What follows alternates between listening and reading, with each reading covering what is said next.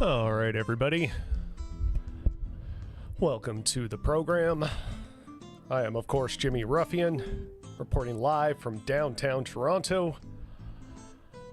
And we're going to be just doing some discourse on discourse. I have no particular stories lined up. It's just in the sense of like a lot of, I don't know, just the way I've seen people talking, I guess, in the past week has got me thinking in a few different, well, just got me thinking about some particular things in the way we talk about the issues and traps we tend to fall in. And yeah, I just wanted to kind of cover some stuff on that. So more or less, I didn't write anything down. I'm just going to sort of wing it. I have a few things lined up here. So if you want to chip into this conversation, please do. All are welcome.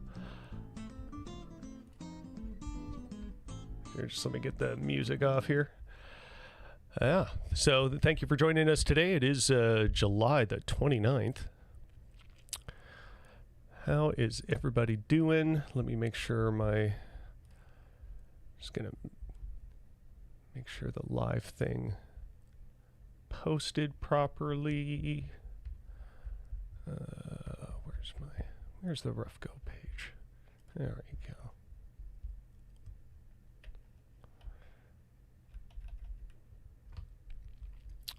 Yeah, for some reason, it doesn't seem like. There we go. Okay. Want to make sure a couple of the usual live watchers are at least aware that the show is on. There we go. Okay.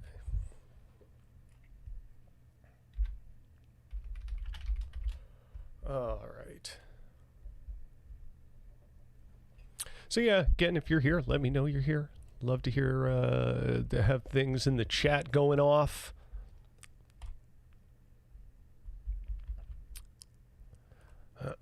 Sorry, just getting a couple things ready here. So I've touched on this a bit in weeks prior in terms of just lefty drama, lefty discourse, and the sort of arguments we can have a tendency to get preoccupied with, and the sort of issues or non-issues that we tend to spend our time on, or get our energy drained on, or get ourselves tied up in knots when it's not necessarily ultimately productive to what we would wish to politically accomplish and what we would like to put out there in the culture. And so I'm just going to speak to those things a little bit here. Like previously I talked about this particular individual, Destiny. He's a popular Twitch streamer and kind of not only a video game streamer, but does a lot of political commentary, and he's debated the likes of Michael Brooks and Sam Cedar and such in the past.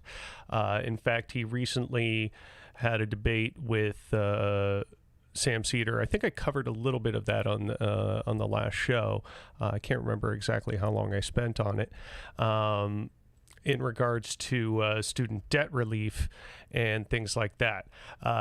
So yeah, generally, like I find this particular individual a very good example of getting caught up in really silly discourse and stuff that is controversial and sort of online political blood sport for just the mere sake of attention, and not getting like attention, clout, getting followers, getting people watching their streams, and kind of diving into controversy for the sake of it for those reasons. And that sounds sort of like, it's so easy to say that somebody's just doing something for attention, right? Like, I'm doing this for attention. Of course I am. I want people as many people as possible to pay attention to it. But I'm going to do it in as genuine a way as possible, in ways that I feel are a little more productive than, say, wasting an entire week on Twitter engaging in trans discourse that I have no stake in the game in, for the sake of just being able to kick up a storm of people who are, get people going who are already sensitive to the topic, whether it be trans people themselves who have a direct relationship to those outcomes, or just people who hate trans people and are going to look for any opportunity to jump on that and any opportunity to further disparage them. They will gleefully fall over each other to get on. And I think when actors or people like this engage in that activity, they're very well aware of what they're doing. Like, I fail to see in any sort of material way how engaging in that discourse is supposed to benefit anyone. You're not a transitioning trans person. What stake do you have in this game other tany to come off as some sort of edgelord and spite those lefty progressive trans people and the way they want to control culture?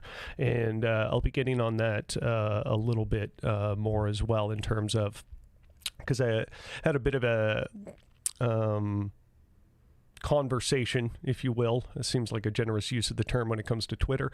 A conversation with somebody that kind of got into, the use of the word control, and how we describe control, and how we describe, how we shape culture, and the sort of morals and things we find objective, things we find good. Kind of trying to unpack that stuff. So let me see here. Let me pull up an example for you.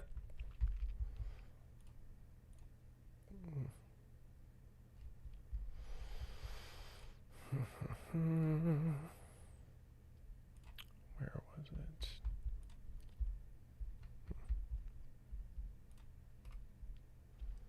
I gotta duplicate that window so I can go back here.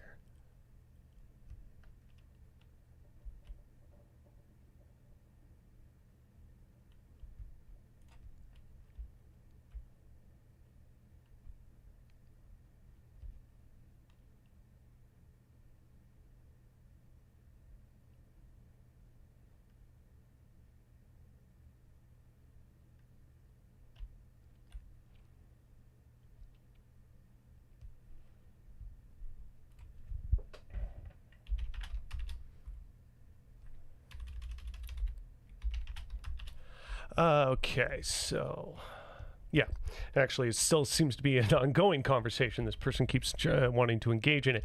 So basically, I'm not going to show. It looks like she ended up deleting the tweets again anyway, because she keeps doing this. But like, I will say I'm a fan. In a sense, like, maybe fan is a stretch of the word, because I haven't engaged with enough of her content to really make that assertion, but I don't hate Shoe on Head. She's popular account on Twitter, again, a popular YouTuber, streamer. I've seen her have some solid political takes, like her marching in the Medicare for All, and some of the things she had to say about that I was in agreement with. But again, this sort of online figure that can and has the ability to steer discourse, given her audience, in certain directions, and using it in just kind of silly ways. And I think that sort of thing should not only be open to criticism, but it should be criticized. Because it's just not really helpful to anyone. For example, one of the more recent bits of controversy is that she made a tweet that is, of course, she ended up deleting, where she essentially used and I talked about this a bit on my Instagram, made a post about this and how disingenuous some people's replies and discourse can be to it. I'll show that example as well. Basically, she made a tweet that was meant to be a joke, but she used the R slur in it. And basically, she said the word retard in the very derogatory sense that it is unfortunately commonly used. But of course, she used it to herself. I believe the tweet exactly read, what is it? Economically left and socially retarded or something like that. I can't remember the exact wording of the tweet, to be honest with you. But basically, she was calling herself socially retarded, and a bunch of people hopped on that, basically saying that, using that word as a slur. And then, of course, come all these sort of linguistic nihilists out of the woodwork, so more obsessed with being able to say whatever they like with a sense of total impunity that, if you're offended or if my words have any effect at all, that's a you problem, and sort of shirking their sense of responsibility and accountability towards the things they do and say. And it's childish and it's quite ridiculous, in my opinion. It's almost like, just like it's snotty teenager stuff where you're purposefully kind of not making sense in a way that's like a sort of a gotcha to your mom when she's telling you to clean your room or something like that. Yeah, it stinks of that sort of thing to me. So let me show you this example. Here we go. So she had made a couple tweets that are now, and she basically was saying something to the extent of, people trying to control her speech. Again, the tweets are deleted. I didn't screenshot them, so I can't remember exactly what they said. But when I'm trying to approach this subject, I am careful in the language that I use to say, look, I'm not trying to tell you how to think here. Or trying to kind of be the police in this sense, but maybe just to show that, yes, people have different perspectives on how things are received, and when they react negatively to something that is quite widely known as something that would induce negative stimulus, you can't be surprised at the reaction you're going to get. So that's essentially what I said. And I had mentioned something akin to this before in that aforementioned Instagram post I was talking about. Again, we'll show that. I keep getting notifications. I think the 2 notifications that are there are still people replying to this.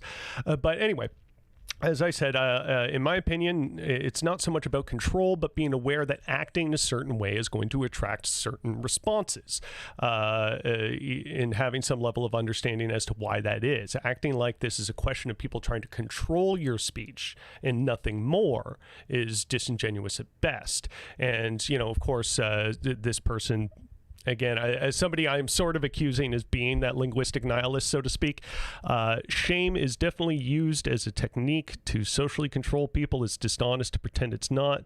I dare to say that most religions are based on literally shaming people into submission.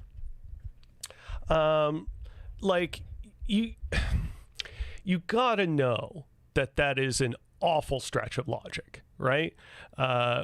Where, when we go out into the world and into the public sphere, with our understanding of how language works, sets of words that are offensive, like we know, you can't say the F word, teaching school children, for example. It's just something you probably shouldn't do, right?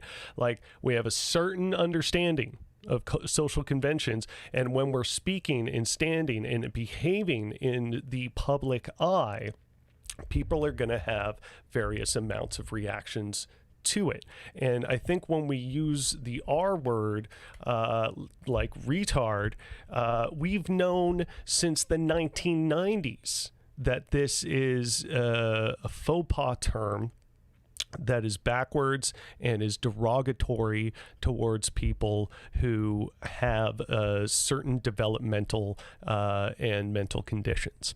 Right? Like, we know this. This is why we use that word still. And we also largely know and understand that it has a particularly derogatory tone to it. We know there's just certain words that are going to get people in certain contexts. You know, if you call someone stupid, that they're probably not going to react necessarily positive to that.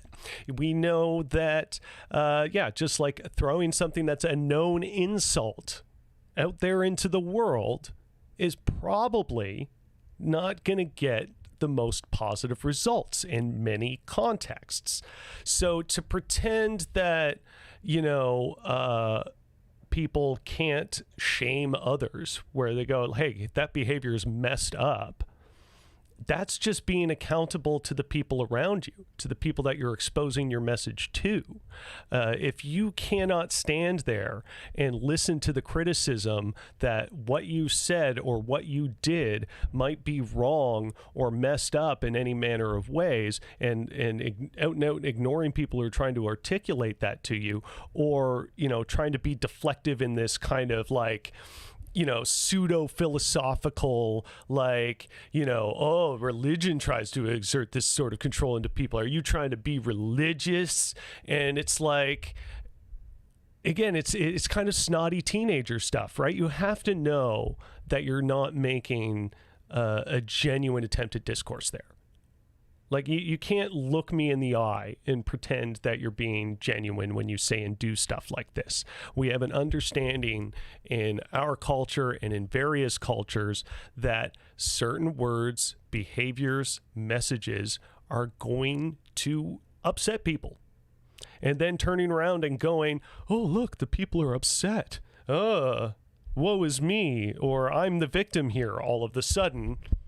Like, come on. It's thick with irony, right? Because they're allowed to say whatever they want and put out those sort of messages out there. But for anyone to say anything about it is now repressive to their speech. Like in this example here where they're saying, basically accusing me, I guess, of trying to shame someone into submission. Let's see here. Trying to shame someone into submission is some sort of attempt at destroying their free speech, but also trying to put it in as like this guy going, also, I'll leave you to rage here since I won't be expecting anything constructive of you. Nothing that I say to you can make you understand how abusive and control freak the ideas you advocate are. I'm not even trying to be a control freak. I'm just saying you have to understand that when you say certain things, it's going to garner certain reactions.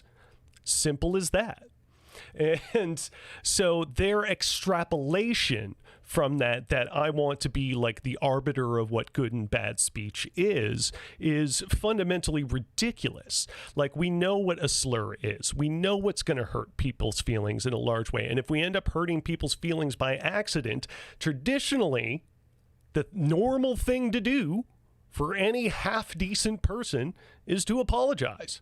Now, if you're trying to offend them on purpose for some particular reason or some political ends, well, you got to be willing to stand up and stick behind that. And it's obviously obvious that every time Shu tries to defend this behavior and then ends up deleting the tweet, that it's a demonstration that she knows better, that she knows the effect that she's having, and that she is aware that it is not having a positive effect in her message on her audience into the greater culture as she can affect it. There is an obvious amount of awareness there to have the wherewithal to keep kind of deleting these tweets. In fact, here's another tweet that she deleted. How long ago was this? Yeah, this was just today.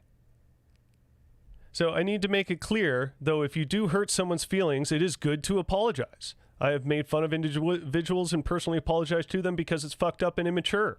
Don't go out of your way to be an asshole to someone and be like, but free speech. So this is her own words, for some reason deleted,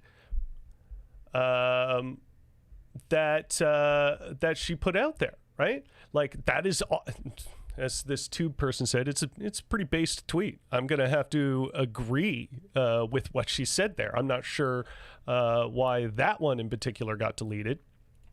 But anyway,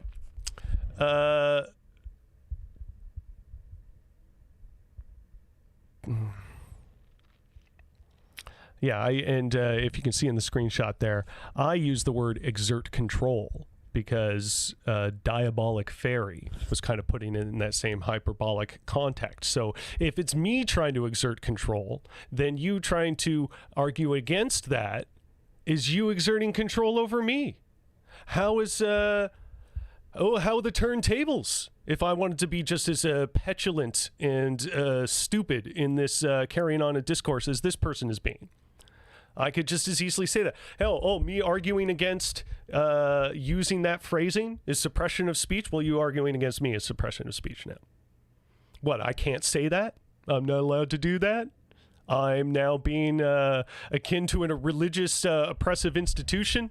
If I try and say that, hey, offending people, maybe don't.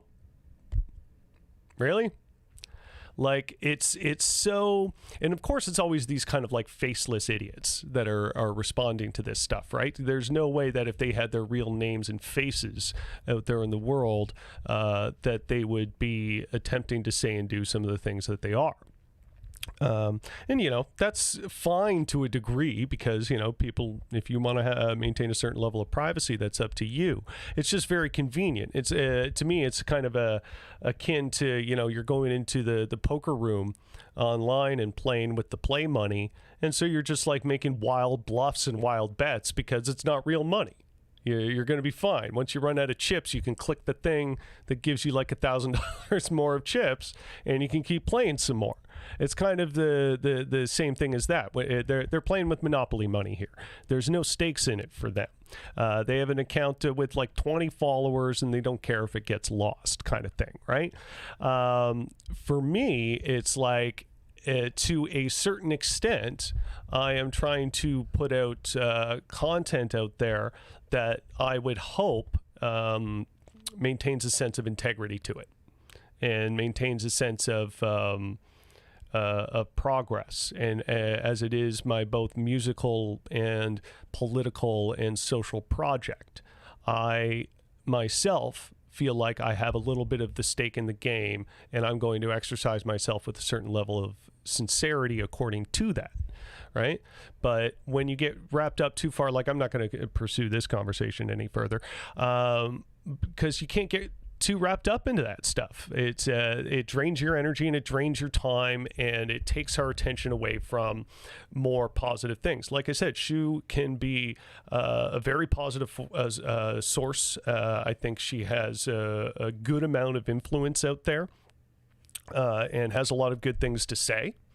But getting wrapped up in this discourse of like, can I or can I not say edgy things with impunity it's just silly. It's a weird attention grabbing thing that, because like I think for a relatively young audience, when they're trying to like get out there and understand the world and understand the things you can and cannot say, and how we're supposed to function in a society, and when you're starting to ask those questions in a greater way, in a more kind of mature or nuanced way, kind of just coming of age and figuring yourself out, I think the like question of free speech and free expression is very sensitive to perhaps young people. I know it was for me, like being able to express myself in a certain number of ways without feeling like some institutional power was going to prevent me from doing that.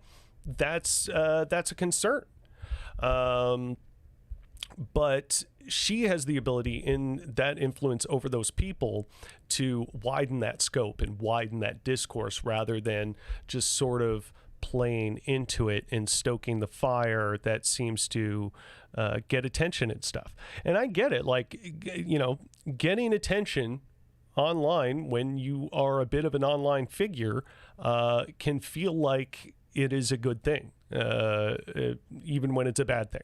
You know, I sort of get or can understand to a certain degree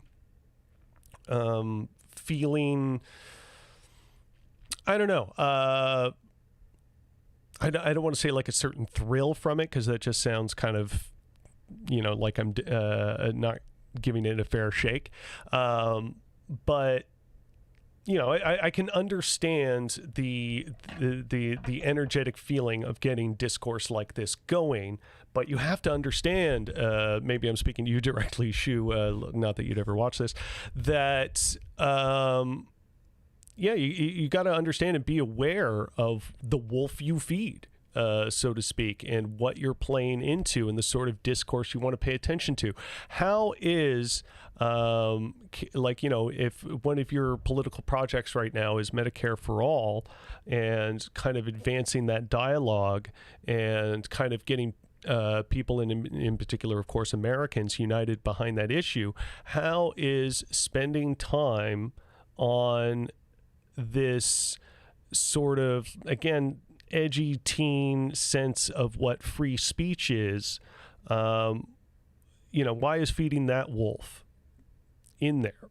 You know what I mean? You got to realize that you're not really helping anybody there. It's just something that's sort of, it's got that pizzazz and it gets people going for some reason. So you can, you know, get a lot of attention and get a lot of people retweeting, quote tweeting in rage, and then have people come in and defend you.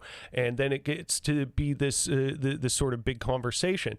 And we tend to do that the most around things that sort of matter a little less in that context. Like we like to waste our time, I think, to a certain degree, because there's low stakes. It feels like, you know, if we spend a bunch of energy on this and it doesn't really go anywhere, kind of like, oh, well, maybe I'm not going to feel relatively heartbroken. I'm just speculating on that. Maybe that's why we get caught up in what is ostensibly silly discourse, because the stakes just feel low. And meanwhile, you know, if we fail at accomplishing getting Medicare for All, and that just completely dies in the dirt and it feels like we really tried, that's going to hurt a lot more. That's going to sting, right? But going on about whether the R word is okay or not, you know, less stakes in the game. It's more just kind of like some sort of intellectual ping pong to bounce back and forth, right? But Medicare, healthcare, that's literal life and death stuff, right? So to kind of take the dialogue that seriously, I feel like people largely are not emotionally ready to do that, even though they want to be part of the larger political discourse in a sort of consistent way, and hence why this these weird Twitter battles ensue. It's less wanting to change the material conditions of the people that we're supposedly trying to help, and more just getting attention and selling ads and selling airtime. Like I said, I'm not in it for that. I'm legitimately, like, you know, I like to have fun and be a little silly around here and, you know, rip on people that I think have bad opinions and stuff. But it's towards a political end. It's part of a greater project, right? And a greater project I'm trying to hone my skills on and exercise myself with to a certain manner of integrity. And if I fail, in some manner, I'm going to own up to that and try and advance and improve myself. I am putting myself out there in that capacity because I want to be accountable and I want to be better and I want to advance this discourse. I get the distinct impression that when stuff like this, like when Destiny engages in trans dialogue for edgy points, or when Shoe on Head wants to make edgy jokes and things like that, I can't help but to feel like, you know, maybe your concern with the greater politic is lacking. Maybe I'm wrong. As the saying goes, we can pay attention to two things at once. We can do two things at once. There's allowance for nuance in these things, of course. But I can't help but to notice that when these things happen, we spend a lot more time, energy, dialogue, going back and forth, having a greater debate about it with a lot more, intensity and vigor. And I guess this is anecdotal. This is based on my experience. But I think it's when I'm seeing this being such a common thing and a common sentiment shared amongst people who sort of do the thing that I do, I can't help but to feel that there's a bit of a trend there, and that it isn't so much purely anecdotal, so to speak, right? Certain things become hot topics, and we want to participate in the hot topic and strike while the iron is hot and get our takes in there, and essentially build our clout. But I don't know.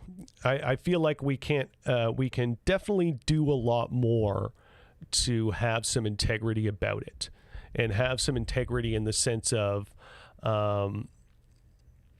just owning up to our mistakes and be willing to admit that we're perhaps wrong or not completely right. And we don't have a right to go out into the world and offend and use language that we know to be offensive with total impunity. People are going to get upset. You know that you cannot go into the workplace and use racial slurs. You know you can't do that. You know that it's going to have blowback and it causes problems. You know there's a reason for that. This stuff didn't come out of nowhere. It wasn't like the anti-free speech mob just trying to get their rocks off on making sure you can't say certain words. In fact, for anybody on my side that I know, they wish they just didn't have to spend their time on this, and that people just universally understood that saying slurs and things that we know as a society that has a certain negative connotation to it, they're just not good things to say. We just know that. And we try and exercise ourselves with some level of integrity. But then there's these people out there who go, well, because of my free speech, I can act this way with total impunity. And you can't say anything about it. And thus, again, the circular logic goes round and round and round. Well, you can't say anything about my speech. Well, if I can't say anything about your speech, then my freedom of speech is being suppressed, right? It becomes a cyclical, stupid argument. Have a sense of moral backbone to stand up for something you believe in. And if the thing you want to stand up to believe in is being able to call people the R word and say that they're retarded with a sense of impunity, if that's the hill you want to die on, I guess that says a lot about you and your character. I'm sorry. I'm gonna don't be shocked if people end up making judgments about your commitment to be able to say slurs as opposed to anything else.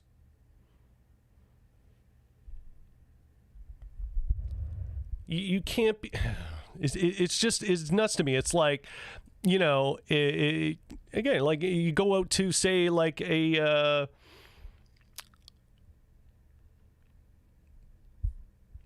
trying to think like I try not to think about slurs or use these sort of things. So trying to think of an example of like going to like a mosque and saying disparaging things about Muslims, and then they kick you out, and then you go, "What about my free speech?" It's so silly. It really is some like edgy teenage understanding of how language works, and I feel like it's ageist and insulting to kind of like explicitly say it as teenage, because obviously adults can engage in the same sort of behavior, but it is immature. It's underdeveloped.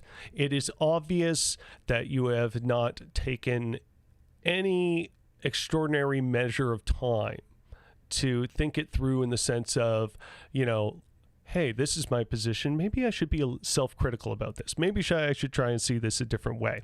Maybe I should try and understand where people are coming from. Because I, too, was once a younger person and thought, you should be able to say these things. You should be able to say slurs. Like, if that group of people can say it, then I should be able to say it too. And then I realized that, there's a greater historical and cultural connotation around these things and why people find them offensive. And there's actually a little bit of logic to it. There's a little bit of good reason why somebody would hear that R word or hear the N word or hear, any manner of other slurs that we kind of universally understand to be offensive, and hear those things and understand them for what they are, I guess is just as simple as I can put it.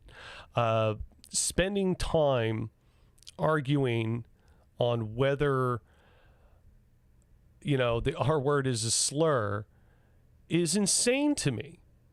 I don't know what goal you are trying to accomplish. I truly do not understand it. But what I do understand is spending time on Discourse and engaging with other leftist people on effective ways to organize, on effective ways that we can actually affect an upcoming election, sway people to bring up certain topics in their election platforms, pressure and protest, things that are ultimately going to change the material conditions for the people we're trying to help. I just don't see the value in this type of discourse where we're purposefully trying to incite an emotional reaction out of people that we know might be sensitive to it. Like, there has to be a certain amount of awareness in what you're doing. And if there's not, well, then there comes that whole kind of like privilege narrative that you so desperately don't want to face. Because if you've never had to think about this, if you've never been confronted with the idea that some of the things you say and do, whether you intend it or not, can be hurtful to others, I don't know, to say it in this the same way this diabolic fairy guy put it. Let me go. Yeah, there it is. Let me put that up. Welcome to the reality, honey. You might be trying to create another religion with its own flavor of rules to control the herd. Sorry to break it to you. I am starting another religion based around the idea that you shouldn't use disparaging slurs about fellow human beings. Like, does anybody look at something like that and go, that's a really good point. That's some sincere, deep thinking, free speech defense stuff. Like, honestly, can anybody look at that and think that something of value is there? It's so void of meaning and a purpose and direction.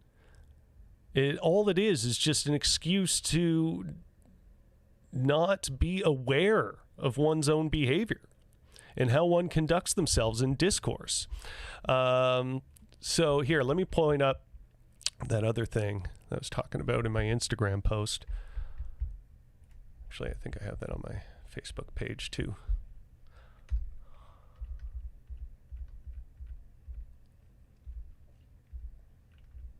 There we go.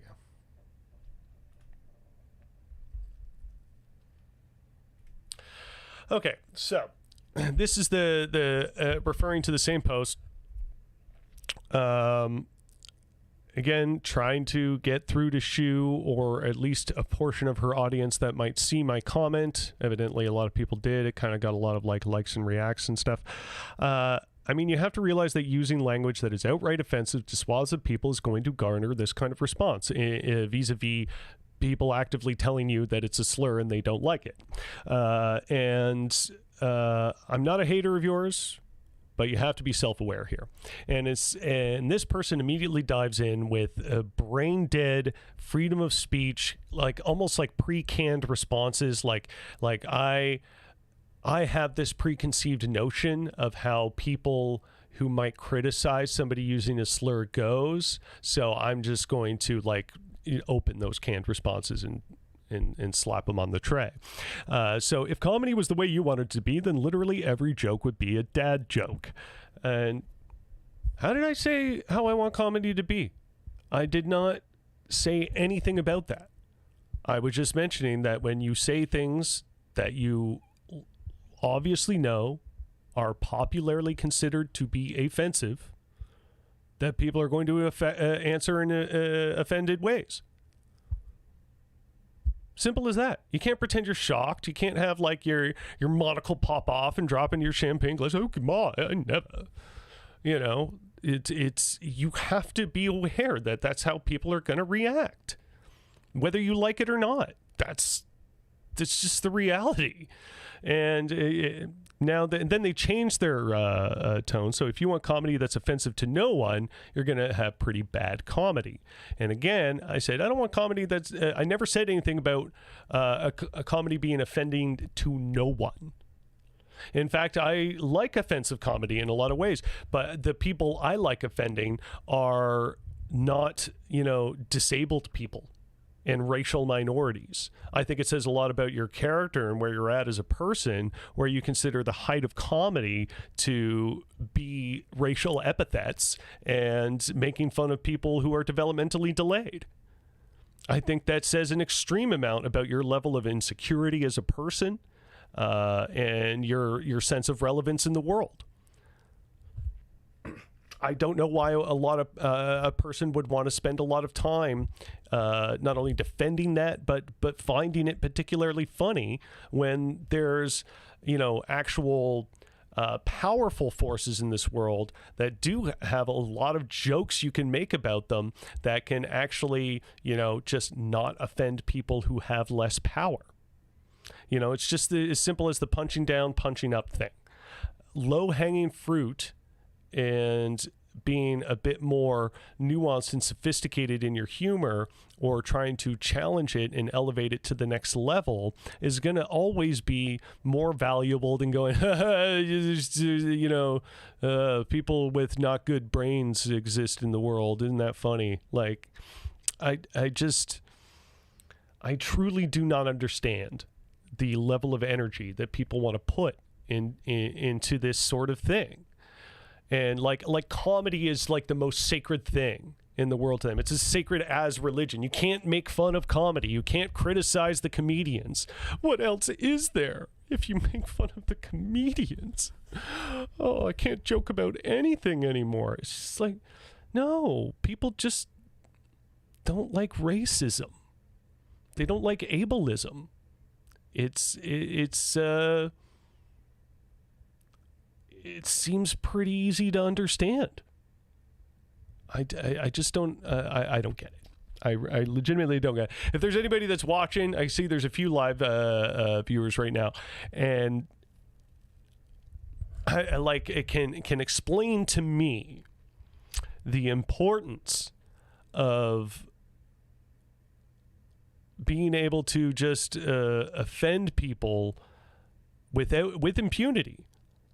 I don't know.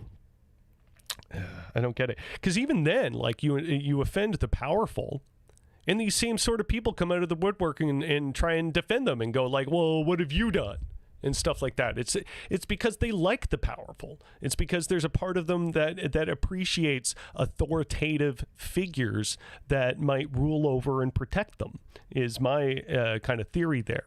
Like Samira Khan, who is a communist, I think she's just a reactionary, personally, wrapped in communist aesthetic. But, like, yeah, a lot of the things that she says and does, in my opinion, revolves around the idea of just projecting strength. anything that represents big, strong masculinity, whether it be Stalin, whether it be Trump, whether it be a UFC fighter in her mind, it's all powerful and it's masculine and it makes me feel warm and protected. And I think that can be a very popular notion to people and coddle their sense of what gives them purpose in the world rather than having to really establish that purpose for themselves.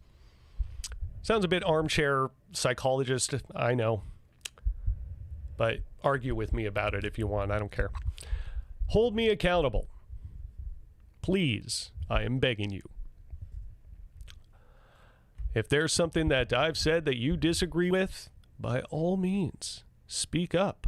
I want to be better at this discourse thing, as opposed to so many other people out there. Like, just stop listening to these figures when they're spending a lot of time on this stuff. Like, again, Destiny getting wrapped up in weird, very niche discourse just so they can queue up edgy points to be somewhat vaguely transphobic or vaguely anti-poor, anything like that. Why continue to pay attention to that? Why continue to feed? Oh, some of their takes are good. Yeah. How many bad ones do you need before you go, you know what? I think I'm going to move on. Think I'm not going to waste my energy on this. What's the threshold for you on that before you finally go, you know what? This person's crossed a line. I'm not going to go back, kind of thing. Or I just don't see this person learning or improving their discourse. And I've gotten that strong feeling from a lot of these currently most prominent leftist figures. I think there's a few out there that are very solid. Like, as anybody knows, I like Michael Brooks a lot, R.I.P. I like Sam Cedar and the Majority Report a lot. I think they are sincere, good faith actors. I think Natalie Wynn is a very good, sincere, good faith actor, and that when she talks about cancel culture and the suppression of speech, she has actual nuanced points to make for and against the sort of wokeness idealism. I think she presents it in an extremely fair and insightful manner. There are ways of going about doing this that we can improve, but like anything that can turn into this circular logic where you're going, well, my free speech, but my free speech, but my free speech, you free speech just for the sake of it is not really a political position. I do not believe. You have to have some sort of structural concept around your ideas other than people should just be able to say and do whatever they want, because that has fallout, that has consequences. It harms people. It can elevate people. It has materialistic outcomes. So what are the materialistic outcomes that you're looking for? Who are the people that you want to help? Who are the people who are down in society and need a lift up, and who are the people that aren't?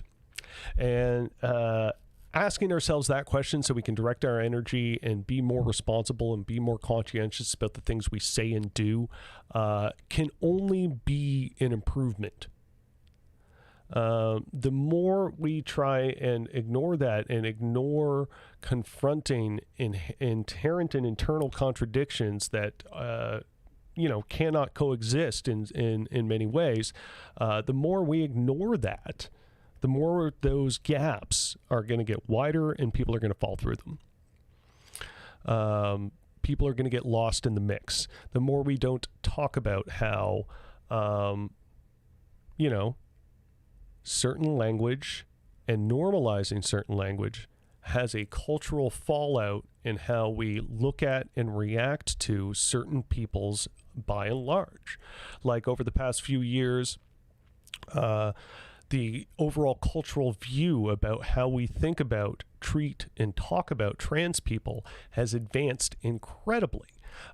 Sure, there's a lot of people who continue to whine and cry about it, and they always have and they always will. Transphobia is still a huge problem, but there has been a tremendous amount of headway in how educated and conscientious people are about the fact that trans people exist. They're all around us, and they're just people like you or I who want to go about their lives and be happy. And they have their own inherent set of problems, like anybody else, that people who are ignorant don't need to chime in about. In the same, like, you know, in a similar sense of like, Republican men don't need to be making laws about policing women's bodies. Cis people in general don't need to be shaping policy that affects trans people, especially when not listening to them. And so listening to people, understanding what hurts them, what elevates them, what makes a difference in their lives, and listening to them and reacting accordingly to it is just how we improve things. It's how we get better. It's how we get sharper.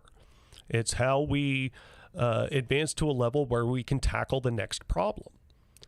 So I don't know, just I've had it up to my eyeballs with these bad faith actors that continuously want to drag the discourse into the muck and keep it from advancing. I can't help but to think there's a little bit of a purposefulness to it, or perhaps just a nihilistic projection of, you know what, like, you know, nothing matters and you can't really solve anything, and good and bad are just, you know, meaningless. So I'm going to go out there in the world and behave that way. I don't know. That's what you're into. I really hope you have a better way of exercising your nihilism, because, like, I'm an atheist myself, but and it's very easy to get caught up into like nihilistic things when you are looking at the world through that lens. But we're here to assign meaning to our lives. So give meaning to something. Do something that matters to you outside of maybe just damaging people and making them uncomfortable to make some sort of weird flex. I just truly don't understand what people's intentions are when they do stuff like this.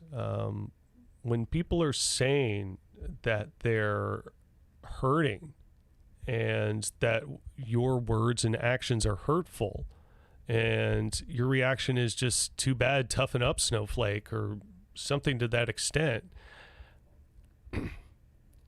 I don't know what to call that other than a willful lack of humanity. And a will to not be better, a will to not improve, a will to not be critical of oneself, and to just do something better in the world. Is that where you want your willpower to be? It's not where I want mine to be. It's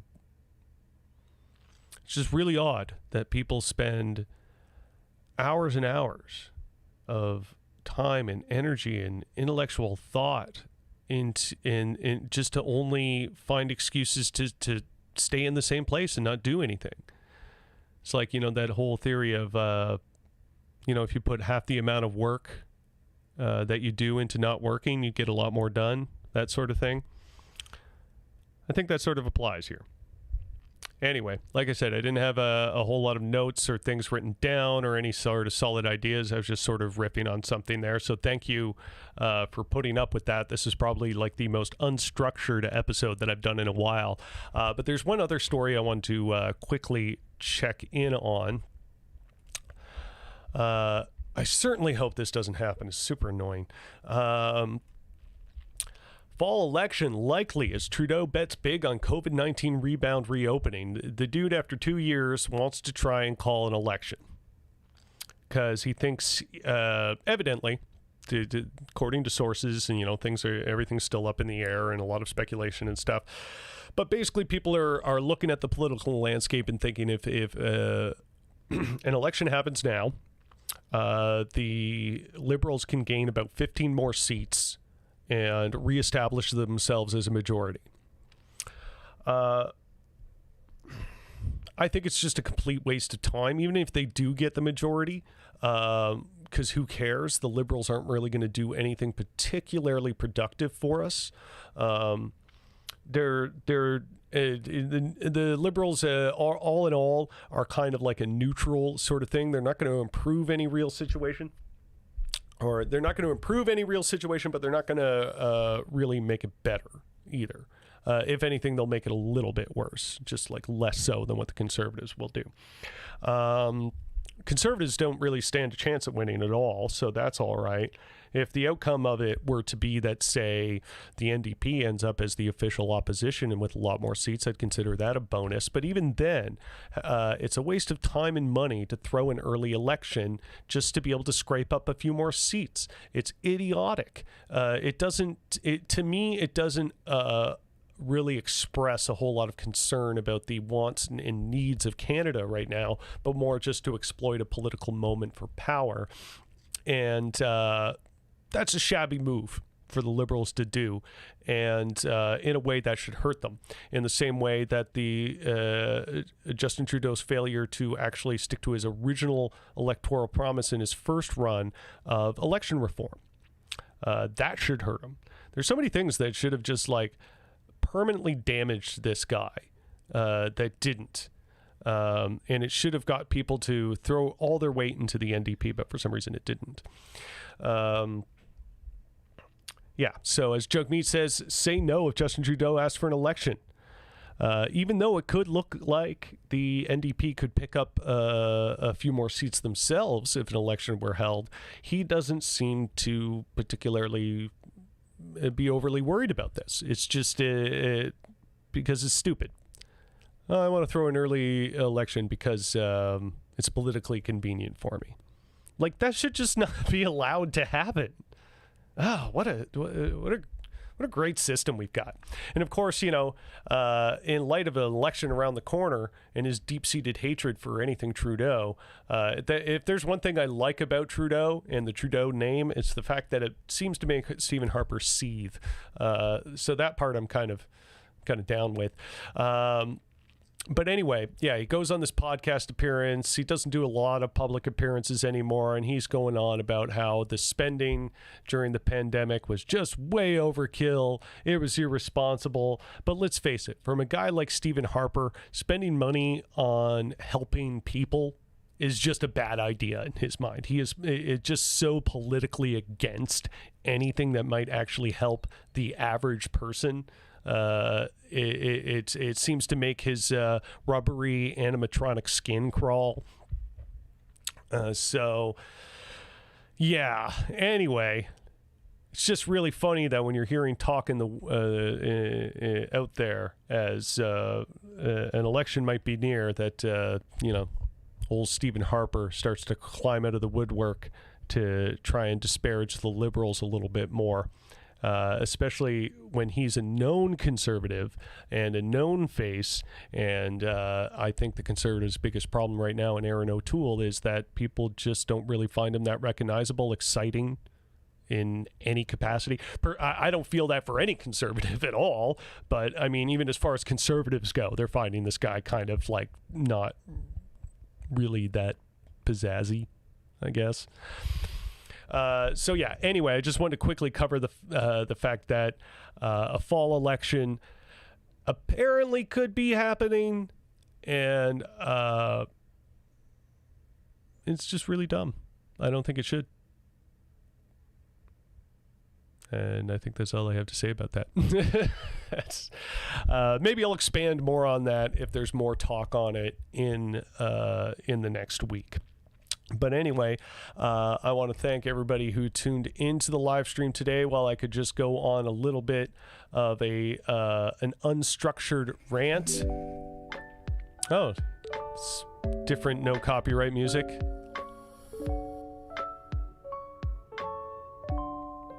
Ooh, it kind of works as good outro music, I guess. All right, I'll go with this. I'll roll with it. Anyway, thank you for tuning into the Rough Report.